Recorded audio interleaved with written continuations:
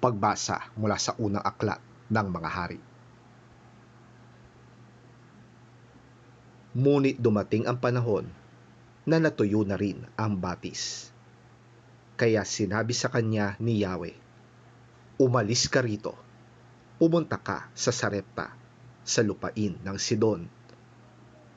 May inutusan akong isang byuda na magpapakain sa iyo roon." Pumunta nga siya roon, at nang pumasok na siya sa pintuan ng lungsod, nakita niya ang byuda na namumulot ng panggatong. Sinabi niya sa babae, "Maaari po bang makiinom?"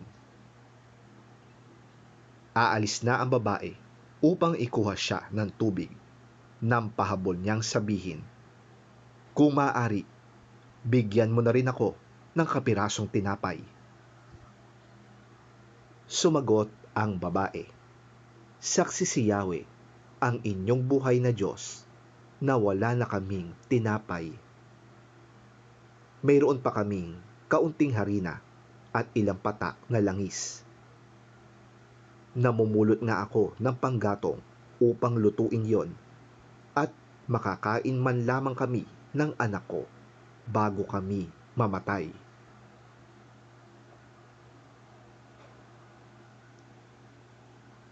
Sinabi sa kanya ni Elias, "Huwag kang mag-alala. Pumunta ka na at gawin mo ang iyong sinabi. Ngunit ipagluto mo muna ako ng isang maliit na tinapay, at pagkatapos magluto ka ng para sa inyo. Sapagkat ganito ang sabi ni Yahweh, Diyos ng Israel, hindi ninyo mauubos ang harina sa lalagyan, at hindi rin matutuyo ang langis sa tapayan hanggang hindi sumasapit ang takdang araw na papatakin na ni Yahweh ang ulan." Ginawa nga ng babae ang utos ni Elias, at hindi naubos ang pagkain ni Elias at ng mag-ina sa loob ng maraming araw. Hindi nga naubos ang harina sa lalagyan, at hindi rin natuyo ang langis sa sisidlan, tulad ng sinabi ni Yahweh sa pamamagitan ni Elias.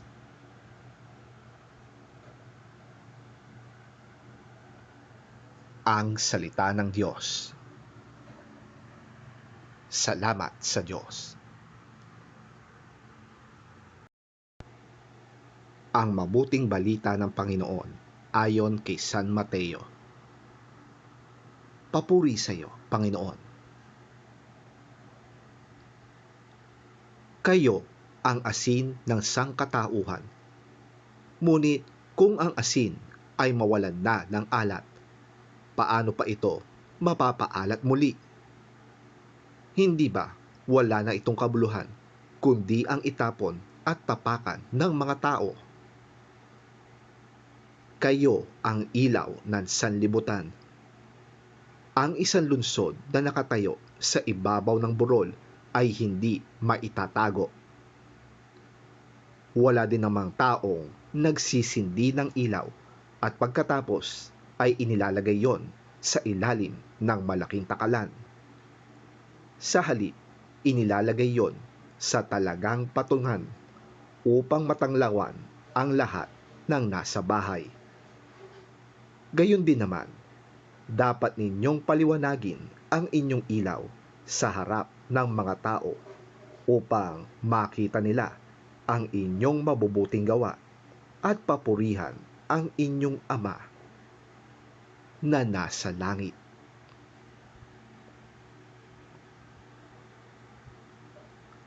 Ang mabuting balita ng ating Panginoon. Pinupuri ka namin, Panginoong Hesukristo.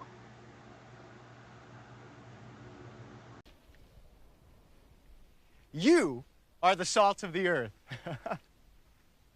But if the salt loses its saltiness, how can it be made salty again? It is no longer good for anything except to be thrown out and trampled by men.